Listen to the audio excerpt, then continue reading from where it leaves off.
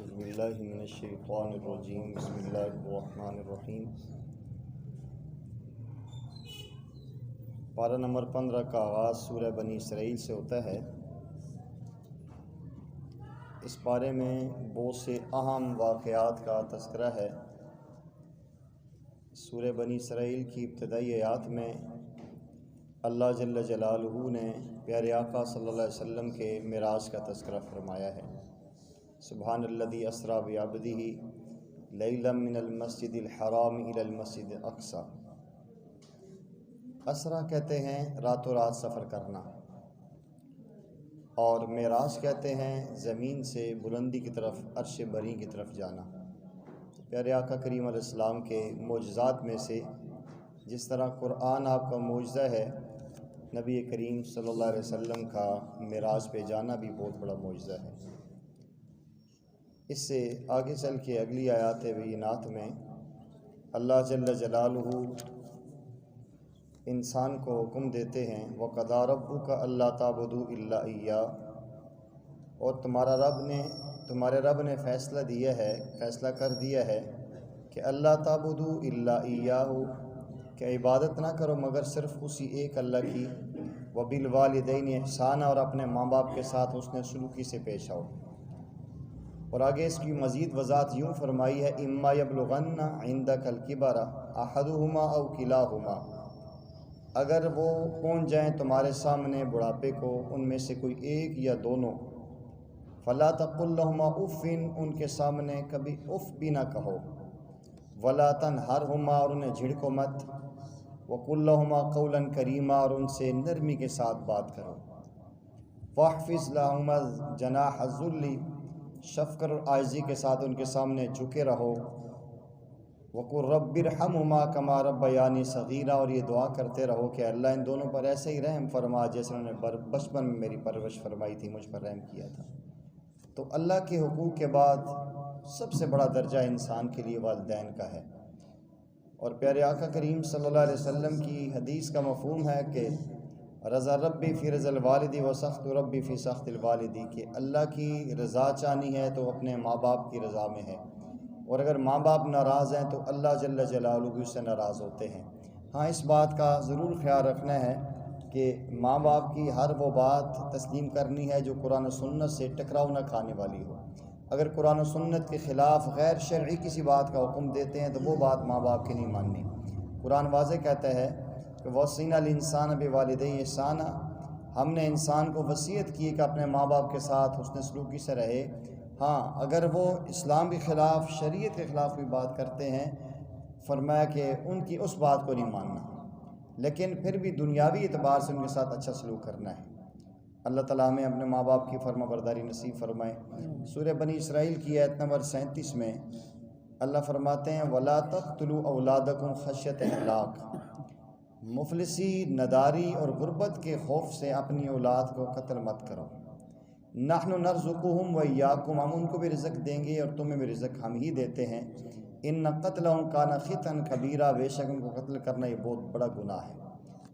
اولاد کا قتل کرنا دو طرح سے ہے، ایک تو وہ جو نبی علیہ السلام کے زمانے کے ابتداء میں لوگ اپنے ہاتھوں سے اپنی بچیوں کو زندہ درگور کر دیتے تھے، اور ایک دوسرا جو آج کل ایک دعا ماڈرن انداز میں اس کو خاندانی منصوبہ بندی کے نام سے اس کی اولاد بند کر دیتے ہیں، یا ایسے جو وقفے والی، ستارے والی گولیاں استعمال کرتے ہیں اولاد نہ ہو۔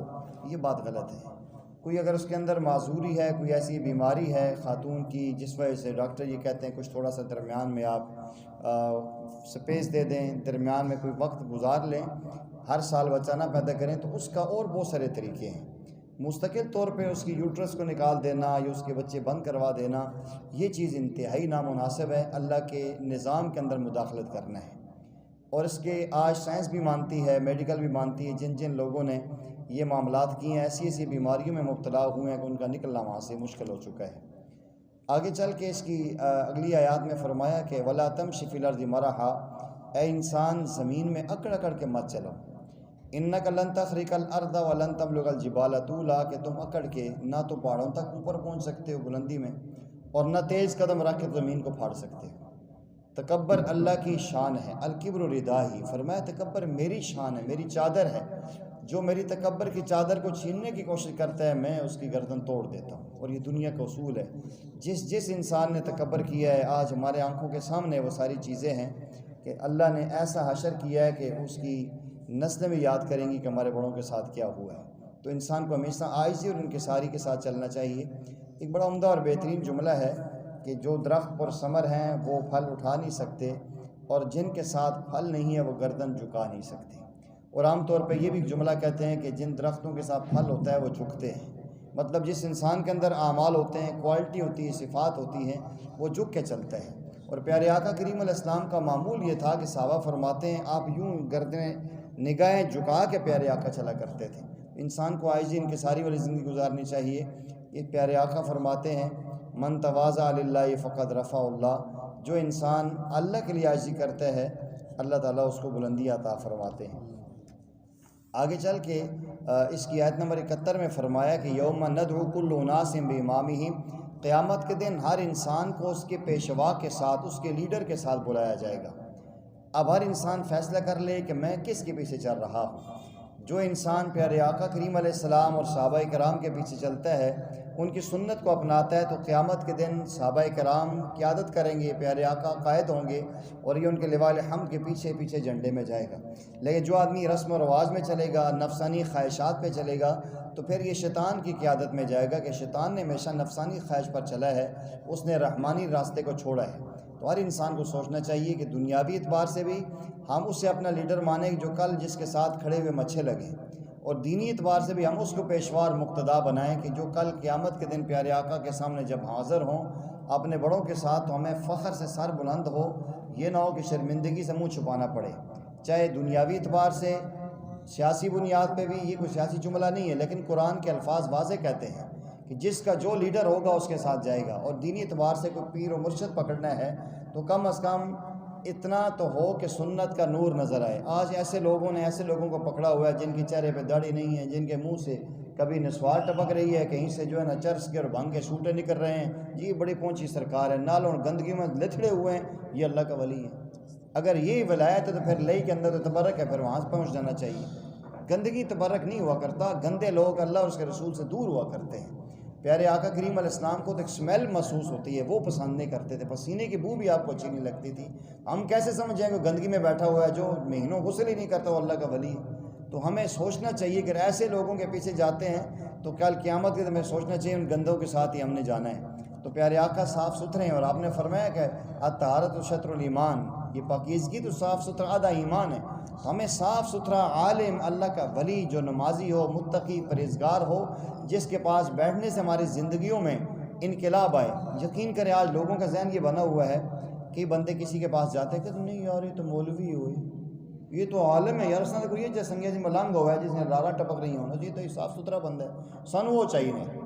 تو آج لوگ ایسے لوگوں کو ڈھونڈتے ہیں، تو یہ آیت ان کو دعوت دے رہی ہے کہ یاد رکھنا قیامت کے دن آپ نے ان کے ساتھ ہی جانا ہے۔ پھر آگے فرمایا کہ فمن اوتی کتاب بیمینہ فاولئک یقرؤون کتابہ ولا یظلمون فتیلا، جن لوگوں کو نامہ اعمال دائیں ہاتھ میں دیا جائے گا وہ لوگوں کو دکھاتے پر پڑھوئے، یہ مجھے اللہ نے یہ نام کیا، یہ مجھے اعزاز ملا، ڈگریاں دکھائیں گے، اور ایک دھاگے کے برابر بھی کسی پر زیادتی نہیں ہوگی۔ اور ایک بات آگے بتا دی کہ ومن کان فی ھذہ اعمی فہو فی الآخرۃ اعمی، جو دنیا میں اندھا رہا وہ آخرت میں بھی اندھا ہوگا، جو دنیا میں کانا رہا ہے وہ آخرت میں کانا ہی رہے گا۔ جس نے یہاں دنیا میں رہ کر اپنے ایمان کو، اعمال کو سدھارا نہیں ہے، یہ چھوڑ دے کہ میں یہاں اپنی مرضی کی زندگی گزاروں، کل قیامت کے دن پیارے آقا کے ساتھ جا کے بیٹھ جاؤں، ایسا نہیں ہو سکتا۔ آگے چل کے اس کے بعد جو ہے کہ اس سورہ بنی اسرائیل کے آخر میں جو موسیٰ علیہ السلام کی اور دور میں فرعونیوں پہ ایک قسم کے عذابات آئے تھے، اس کا ایک تفصیل کے ساتھ ذکر آتا ہے۔ یہ جو قبطی لوگ تھے یہ بہت زیادہ مخالفت کرتے تھے اور موسیٰ علیہ السلام کی راہ میں رکاوٹیں کھڑی کرتے تھے، تو اللہ تعالیٰ نے مختلف قسم کے ان کے اوپر عذاب نازل کیے ہیں۔ قرآن یہ کہتا ہے کہ وَلَقَدْ آتَيْنَا مُوسَىٰ 9 آیات بَيِّنَاتٍ، موسیٰ علیہ السلام کو 9 کھلی نشانیاں ہم نے دی تھی۔ فَاسْأَلْ بنی اسرائیل، آپ پوچھ لیں بنی اسرائیل سے، اذ جاءہم، جب ان کے پاس آئے تھے، فقال لہ فرعون انی لأظنک یا موسیٰ مسحورا، تو فرعون نے کہا تھا موسیٰ میں تو آپ کو جادوگر محسوس کرتا ہوں۔ وہ آگے تفصیل آ رہی ہے کہ اس کے اندر یہ تھا کہ خون کا عذاب آیا، مینڈک کا عذاب آیا، ٹڈی کا عذاب آیا، یہ بات کرتے تو منہ سے خون نکلتا، بات کرتے منہ سے مینڈک نکلتی، ایسی مختلف جوئیں نکلتی، کھٹمل نکلتے. تو پھر اس کے بعد جا کر موسیٰ علیہ السلام سے کہتے تھے کہ موسیٰ علیہ السلام آپ دعا کریں، اللہ تعالیٰ اس مصیبت سے ہمیں نجات دے دیں تو ہم آپ کی بات مان لیں گے. آپ پھر دعا کرتے اور پھر جب وہ مصیبت چلی جاتی مڑ کے دوبارہ پھر انہی چیزوں کو شروع کر دیتے. تو بہرحال پھر اللہ تعالیٰ نے عبرت کی انہیں سزا دی ہے. آگے چل کے 15ویں پارے میں سورہ کہف آتی ہے. کہف کا مطلب ہے غار. یہ اللہ تعالیٰ کے چند نیک لوگ تھے، اور اللہ تعالیٰ نے جب انسان کو اللہ تعالیٰ اپنی طرف بلائے، متوجہ کر لے، اس کی اپنی قدرت اور شان ہے. اس دور میں جو بادشاہ تھا، جو بڑا تھا، وہ بت پرست تھا اور لوگوں کو اپنے سامنے بات کہتے ہیں بت پرست تھا، بتوں کی پوجا کرتا تھا، بات کہتے ہیں خدائی دعویٰ کر کے اپنے سامنے سجدہ کرواتا تھا. اور یہ چند جو نوجوان تھے یہ شہزادے تھے، بڑے لوگوں کے بچے تھے، اور یہ اس کی مخالفت کرتے تھے. اس نے جو ہے کہ کوشش کی، علادہ تنہا میں ان کو سمجھایا. یہ ان سب کو آپس میں نہیں پتہ تھا کہ ہم سارے وہ اس کی مخالفت کرنے والے ہیں. جہاں جہاں پتہ چلا تو اس نے ایک ایک کو بلایا، اس کو سمجھایا، ان کے پاس گیا کہ دیکھو گڑبڑ نہ کرو، میری پیروی کرو، میری عبادت کرو، ورنہ تمہیں میں اڑا دوں گا اور ختم کر دوں گا. جب اس نے کوئی ٹائم دیا تو ان میں سے ہر ایک وہاں سے نکلا اور بھاگا.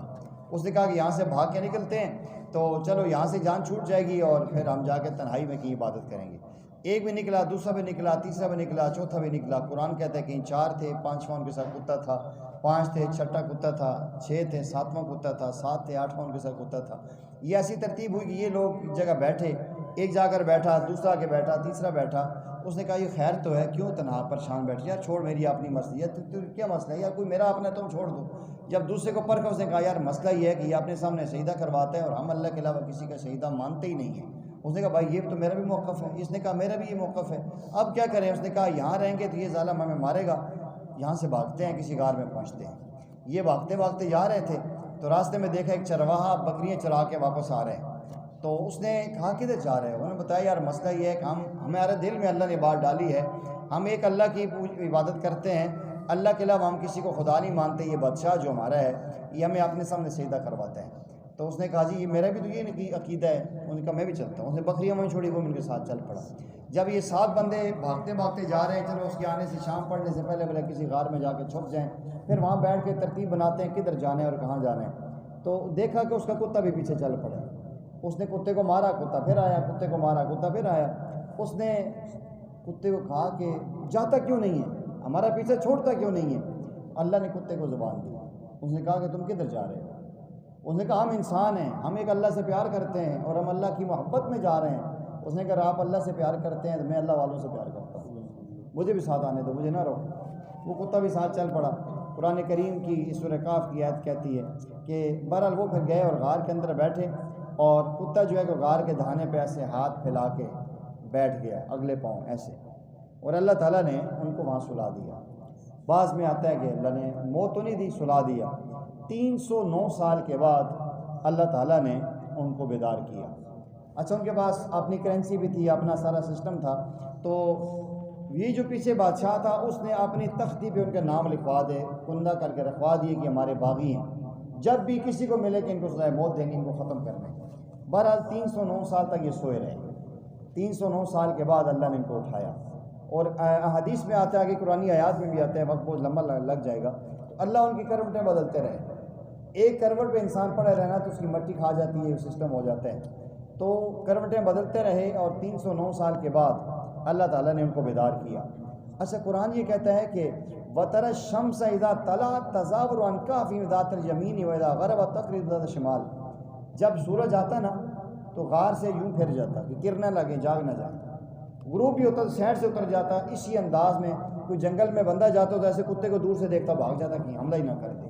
309 سال کے بعد اٹھے اور پھر انہوں نے کہا کتنے ٹھہرے ہو؟ کسی نے کہا یار صبح آئے تھے اب شام ہو رہی ہے، کسی نے کہا شام ہو گئی تھی اب صبح ہو رہی ہے، ایک دن کوئی دن کا حصہ ٹھہرے ہیں.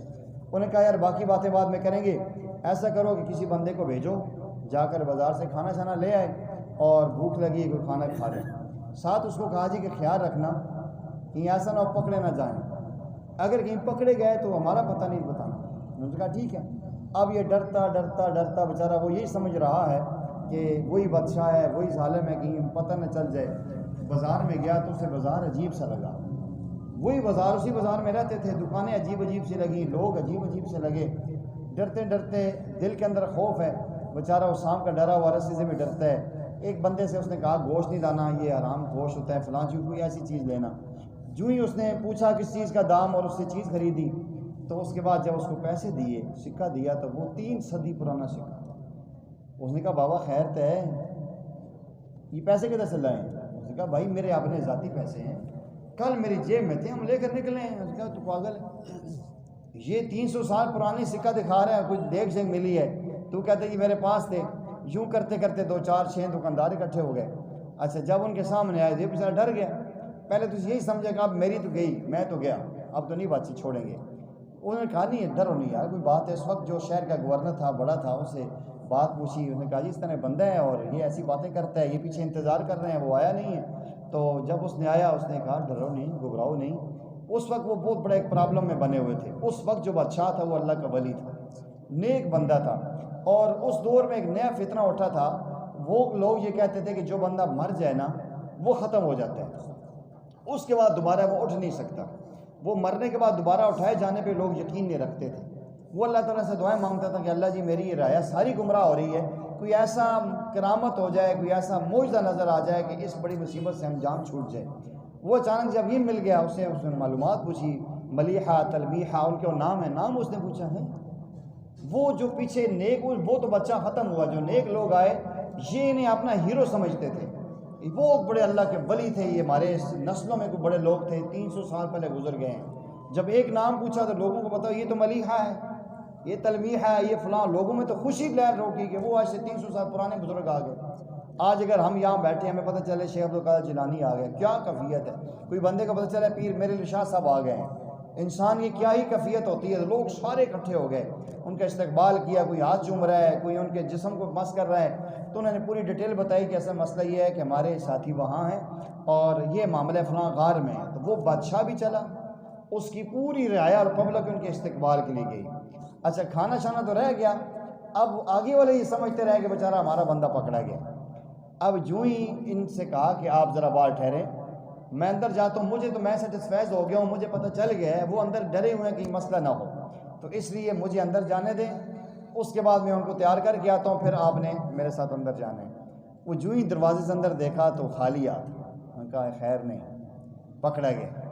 انہوں نے بات تک نہیں سنی. نبی پاک صلی اللہ علیہ وسلم نے حدیث میں بتایا کہ انہوں نے بات تک نہیں سنی، فوراً دعا مانگی اللہ میں موت دے دو. اللہ تعالیٰ نے ان کو اسی وقت موت دے دی، سارے وہاں فوت ہو گئے. اور اللہ تعالیٰ نے اس غار میں اتنا رعب رکھا کہ کوئی بندہ اندر نہیں آ سکتا، تو آج تک نہیں جا سکتا. اب بھی وہ لوگ کہتے ہیں کہ اب بھی کوئی بندہ جاتا ہے، عراق میں وہ غار ہے، اصحاب کہف کا غار ہے، پرانی آیات میں وہ دکھاتے ہیں، معلومات میں. تو بہرحال کافی دیر گزر گئی، وہ باہر نہیں آئے. انہوں نے اندر کوشش کی، ایسے رعب اور ایسا خوف طاری ہوا. انہوں نے پھر اسی غار کے ساتھ بادشاہ نے ایک مسجد بنا دی اور ان کی ایک نام کی تختی وہاں لگا دی. یہ اللہ کے وہ نیک ولی تھے جن کا ذکر اس قرآن کریم میں آتا ہے، اور ان کے نام پہ اللہ نے قرآن کریم میں پوری سورت اتاری ہے. اس میں بہت سارے سبق دیے ہیں. انسان اگر اللہ کی محبت میں جم جائے، ہمت کر کے ساری دنیا مخالف ہو جائے، انسان قدم اٹھائے تو اللہ اسے رہتی دنیا تک اس کا نام روشن رکھتے ہیں. اور یہ اللہ کے نیک ولی ہیں. بعض روایات کے اندر آتے ہیں کہ اللہ تعالیٰ نے ان کی روحوں کو آزاد کیا ہوا ہے، وہ ہر سال وہ طواف کرتی ہیں بیت اللہ کا، ہر سال حج کرتے ہیں. بعض روایات کے اندر آتا ہے کہ اللہ تعالیٰ ان کو اٹھائیں گے اور امام مہدی کے ساتھ یہ لوگ آئیں گے. اللہ کی قدرت، اللہ جو چاہیں کر سکتے ہیں. ایک تو یہ بات پتہ چلتی ہے. دوسری عجیب بات ہے، اللہ والوں سے، کاملین اللہ والوں سے محبت ہو جانا اتنی بڑی نعمت ہے. ایک کتا ہے، نسلی کے طور پہ کتا ہے، دیکھیں اس کی ماں بھی کتی ہے، باپ بھی کتا ہے، ایک کتے کی نسل جانور ہے. اللہ والوں سے اس نے محبت کی ہے، سچی محبت کی ہے.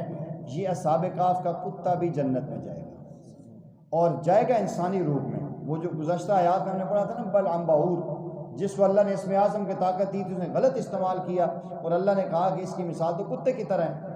وہ بلعم بعور جہنم میں اصحاب کہف کے کتے کی شکل میں جائے گا، اور یہ اصحاب کہف کا کتا بلعم بعور انسان کی صورت میں جنت میں جائے گا. جنت میں 10 قسم کے جانور جائیں گے، جس میں بہت ساری چیزیں ہیں. وہ نملہ بھی جائے گی، چونٹی بھی جائے گی، اور وہ ہدہد بھی جائے گا، ابراہیم علیہ السلام کا مینڈا بھی جائے گا، تو وہ جو ہے کہ صالح علیہ السلام کی اونٹنی بھی جائے گی، بنی اسرائیل کی گائے بھی جائے گی. تو ان جانوروں کی طرح یہ بھی کتا بھی جنت میں جائے گا.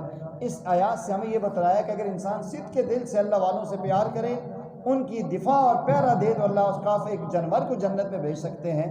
انسان ہو رسول اللہ کا غلام ہو تو کیوں نہیں جنت میں جا سکتا؟ ایک یہ، پھر آگے چل کے اسی صورت میں دو واقعات اور ہیں، ایک جو ہے کہ وہ یاجوج ماجوج کا ذکر آتا ہے اور ایک ذوالقرنین کا آتا ہے۔ ذوالقرنین دنیا میں دو بڑے بڑے مسلمان بادشاہ گزرے ہیں پوری دنیا میں جن کو اللہ نے حکمرانی دی ہے، ایک سیدنا سلیمان علیہ السلام ہے اور دوسرا یہ سیدنا ذوالقرنین ہے۔ بعض کہتے ہیں بہت بڑا اللہ کا ولی گزرا ہے، یہ سیدنا ابراہیم علیہ السلام کے زمانے میں، کوئی کہتے ہیں کہ ان کے ساتھ ملاقات ہوئی ہے، اس زمانے کا ہے، اس کے قریب کا ہے، اس نے ابراہیم علیہ السلام سے ملاقات بھی کی ہے، معانقہ بھی ہوا ہے۔ بہرحال تو ایک تو ذوالقرنین کا واقعات ہے، اللہ تعالیٰ نے ان کو مشرق مغرب ہر جگہ ان کو اللہ نے بادشاہ دی تھی اور اللہ نے بڑا جو ہے نا ان کو مقام دیا تھا۔ ذوالقرنین، قرن کہتے ہیں نا بعض زمانے کو، بعض کہتے ہیں سینگوں کو، لیکن بہرحال یہ دو قرن یعنی دو مشرق مغرب دونوں طرف جو ہے کہ جتنی زمین تھی اس پہ اللہ نے ان کو قبضہ دیا تھا، تو انہی کے زمانے میں یاجوج ماجوج کا ایک سسٹم نکلا تھا۔ یہ نوح علیہ السلام کے بیٹے حام سام یافس ہیں، ان میں سے بعض کہتے ہیں حام کی اولاد میں یہ انسان ہیں، یہ یاجوج ماجوج جانور نہیں ہیں، یہ انسان ہیں، لیکن جس طرح آج دیکھیں بعض افریقہ میں ہے انسان ہے کہ وہ جنگلی آدم خور ہیں، تو یہ بھی اس قسم کی بڑی عجیب سی مخلوق تھی۔ یہ ایک بستی میں آتے اور آگے سب کھا پی کے چلے جاتے تھے، تو لوگوں نے ذوالقرنین سے جا کر شکایت کی کہ ایسے لوگ ہیں ادھر سے آتے ہیں، یہ پہاڑوں کے پیچھے وادی سے نکل کے اور سب کو کھا پی جاتے ہیں، ہم ان سے بہت تنگ ہیں۔ تو انہوں نے کہا چلو میں اس کے لیے انتظام کرتا ہوں، دستی چادریں لائی گئی، تانبا لایا گیا اور پگھلا کے اس کے اندر دیوار لگا کے ان کے آگے دیوار لگا کے بند کر دیا ہے۔ یہ اب قیامت تک اس دیوار کے پیچھے ہیں، اللہ نے وہ دیوار چھپا دی ہے، وہ کدھر ہے؟ بعض لوگ کہتے ہیں دیوار چین ہے، کوئی کہتے ہیں روس کے اندر ہے، لیکن بہرحال وہ کہیں ایسے کہ اللہ نے ان کو پوشیدہ رکھ دیا ہے اور وہ روزانہ اس دیوار کو کھاتے ہیں۔ حدیث میں آتا ہے پیارے آقا فرماتے ہیں کہ روزانہ دیوار کو کھاتے ہیں، بالکل 2-3 فٹ رہ جاتی ہے شام کے وقت میں، تو کہتے ہیں کل باہر نکلیں گے، جب کل آتے ہیں دیوار پھر وہ آسمان کو لگی ہوتی ہے، تو جس دن باہر نکلنا ہوگا ان کے سردار کے منہ سے اللہ یہ جملہ نکلوائیں گے کہ انشاءاللہ کل ہم باہر جائیں گے۔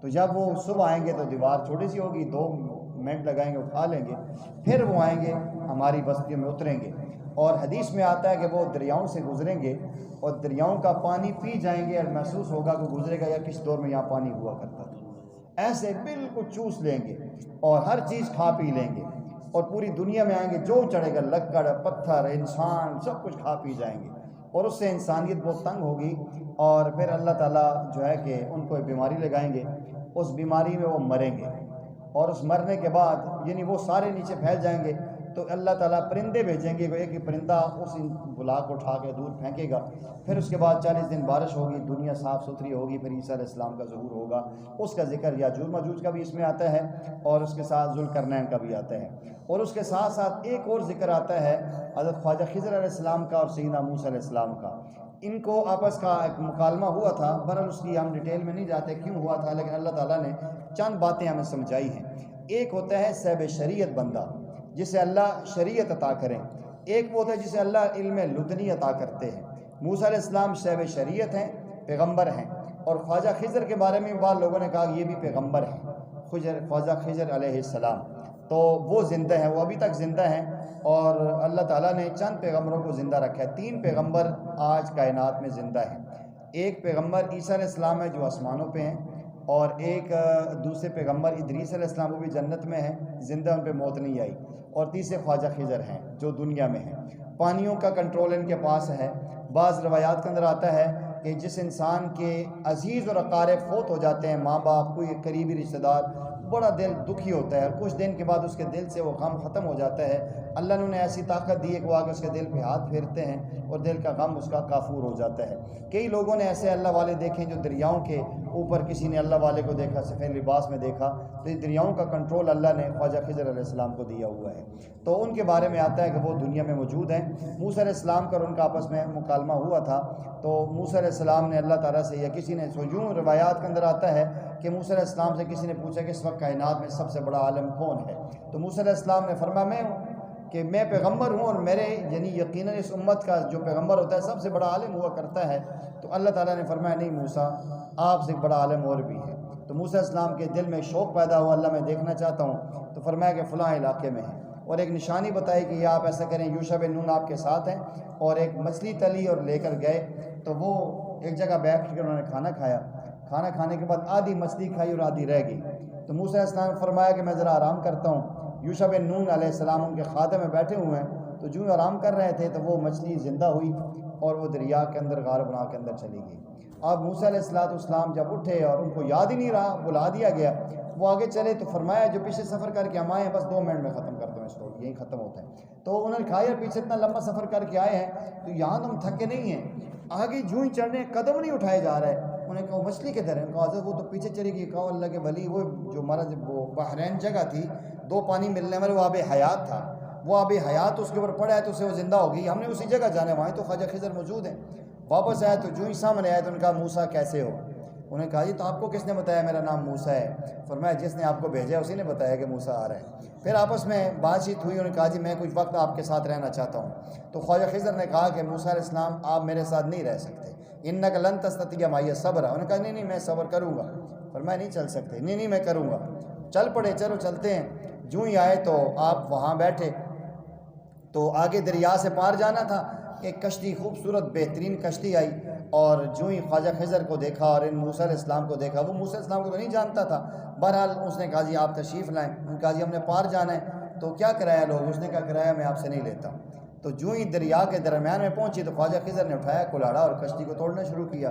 موسیٰ علیہ السلام نے فرمایا کہ کتنی آسان فراموشی ہے، اس بندے نے ہم سے کرایہ بھی نہیں لیا اور آپ جو ہے نا اس کی جو ہے نا کشتی کو توڑ رہے ہیں۔ تو فرمایا کہ میں نے نہیں کہا تھا تو میرے ساتھ نہیں چل سکتے، تو اس لیے کہا نہیں بس آئندہ نہیں بولوں گا، بس ایک چند موقع اور دے دیں۔ آپ کشتی اترے اور چلے گئے۔ آگے دیکھا جی تو بچے چھوٹے چھوٹے کھیل رہے ہیں، اتنا خوبصورت بہترین بچہ نظر آیا اور خواجہ خضر نے مارا تھپڑ اور لگا دیوار سے وہی مر گیا۔ انہوں نے کہا کہ تک آپ نے ایک بندے کو قتل کر دیا، اوہ استغفر اللہ، قاتل ہیں آپ؟ تو کہا میں نے تمہیں کہا نہیں تھا کہ انک لن تستطیع معی صبرا؟ تو انہوں نے کہا جی بس آخری موقع دے دیں، آئندہ نہیں بولوں گا۔ اچھا اب چلتے آگے گئے تو دیکھا ایک بستی میں پہنچے، بستی والوں سے کہا کہ ہم مسافر ہیں، گزر رہے ہیں، بھوک لگی ہے، کوئی کھانا دے دو۔ قرآن کہتا ہے فَأَبَوْا أَن يُضَيِّفُوهُمَا، انہوں نے کہا جی کوئی کھانا شانا نہیں، جاؤ گے نہیں دیتے کھانا آپ کو، انکار کر دیا۔ تو اسی بستی میں دیکھا کہ دیوار گری ہوئی ہے تو خواجہ خضر نے دیوار بنانا شروع کر دی۔ بعض کہتے ہیں آپ نے ہاتھ لگایا تو دیوار کھڑی ہوگی، لیکن زیادہ یہ ہے کہ آپ نے دیوار بنائی۔ تو موسیٰ علیہ السلام نے فرمایا کہ دیکھیں ہمیں بھوک لگی تھی، آپ نے ویسے ہی ان کی دیوار بنانی تھی، آپ اتنے بہترین کاریگر ہیں، تو اگر آپ ان سے طے کر لیتے کہ بھائی ہم تمہاری دیوار بنا دیتے ہیں اور تم جو ہے نا ہمیں کھانا دے دو تو ہمارا بھی کام ہو جاتا، ان کا بھی ہو جاتا۔ فرمایا موسیٰ ھذا فراق بینی و بینک، تیری میرے درمیان جدائی، بس 3 موقع ہوتے ہیں، چوتھے موقع اب نہیں ہے، بس تیرا اپنا راستہ میرا اپنا راستہ۔ لیکن چلو میں تمہیں طویل بتا دیتا ہوں کہ ایسا کیا ہوا۔ فرمایا کہ میں نے تینوں موقعوں پہ آپ نے جو کیا صحیح کیا، آپ صاحب شریعت پیغمبر ہیں اور شریعت یہی کہتی ہے کہ جو آپ کے ساتھ احسان کرتا ہے اس کے ساتھ احسان کا بدلہ احسان سے دیا جائے، یہ حقیقت ہے۔ ان کشتی والوں نے ہمارے ساتھ احسان کیا تھا تو احسان ہی ان کا ساتھ ہونا چاہیے تھا۔ آپ صحیح کہہ رہے ہیں، آپ کی نظر میں نے زیادتی کی ہے لیکن میں نے ان پر احسان کیا، زیادتی نہیں کی۔ وجہ کیا تھی کہ یہ جو کشتی چلانے والے چند بھائی ہیں، بعد میں کہتا ہے 7 بہن بھائی ہیں، 8 بہن بھائی ہیں، وہ معذور ہیں، یہ ایک بندہ ان کی کشتی چلانے والا ہے اور یہ ایک بندہ کمائی کرتا ہے۔ دریا کے پرلے کنارے ایک ظالم جابر بادشاہ ہے، وہ جو ہی نئی اچھی اور خوبصورت کشتی آتی ہے وہ زبردستی چھین لیتا ہے۔ میں نے اس کشتی کا پھٹے توڑے ہیں اوپر سے تاکہ کشتی عیبدار ہو جائے، اور جب اس کشتی کو وہ دیکھے کہ چھوڑو یار یہ تو پرانی ٹوٹی ہے میں نہیں لیتا ہوں، تو میں نے ان کی کشتی کو بچایا ہے، میں نے ان کے ساتھ احسان کیا ہے، زیادتی نہیں کی۔ یہ بات تو ٹھیک ہے، آگے بچے کو کیوں مارا ہے؟ فرمایا کہ یہ جو بچہ ہے اس کے ماں باپ بہت نیک بندے ہیں، یہ جو بچہ ہے اس نے آگے جا کر کفر کی طرف چلا جانا تھا، ایسی حرکتیں کرنی تھی کہ ماں باپ نے اس کی محبت میں کافر ہو جانا تھا، تو میں نے اس بچے کو ختم کیا ہے تاکہ اس کے ماں باپ کا ایمان بچے، اور اللہ تعالیٰ اس کے بدلے میں نیک صالح بیٹی دیں گے جس سے اللہ اولیاء اللہ پیدا کریں گے۔ تو میں نے ان کے ساتھ احسان کیا ہے، زیادتی نہیں کی۔ اور اس کے بعد یہ جو دیوار تھی 2 یتیم بچوں کی تھی، ان کے باپ نے مرنے سے پہلے اس دیوار کے نیچے اپنا خزانہ رکھا تھا، تو یہ اگر یہ گر جاتی تو لوگ ان کا خزانہ چھپا لیتے، تو میں نے اس کے اوپر دیوار رکھ کے یتیم بچوں کے ساتھ احسان والا معاملہ کیا ہے، تو اس لیے میں نے یہ اچھا کام کیا، برا نہیں کیا۔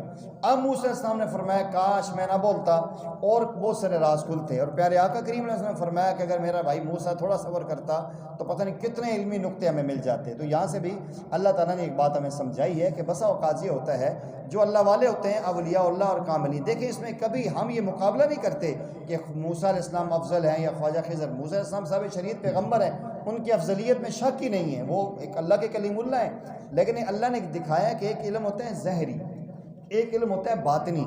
باطنی علم بھی اللہ تعالیٰ ایک ملکہ دیتے ہیں، یہ کیا ہے دنیا میں آنا تھا، اللہ والوں نے دنیا میں آنا تھا، تو بعض اللہ والے ایسی بات کرتے ہیں جس کو علم کشف کہا جاتا ہے، وقت سے پہلے اللہ کسی پہ منکشف کر دیتے ہیں، کسی پہ نہیں کرتے۔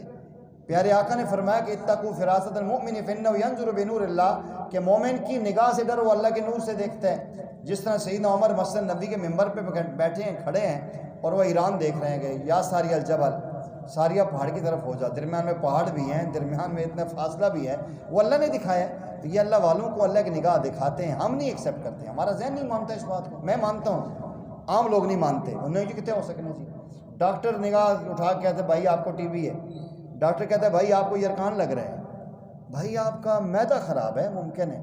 ڈاکٹر کی نگاہ کے اندر تو تاثیر ہے انگلش پڑھ کے، تو اللہ والے کی نگاہ میں تاثیر نہیں ہے، کسی کا چہرہ پڑھ لے۔ ہمیں سمجھتا بھی نہیں آتا کہ ہم نے اللہ والوں کو دیکھا نہیں ہے، نہ اللہ والوں کی صحبت میں بیٹھے ہیں۔ تو بہرحال اس میں یہ بھی ایک چیز نظر آتی ہے، اللہ جل جلالہ نے آیات کو سمجھ کے اس پہ ہمیں عمل کی توفیق نصیب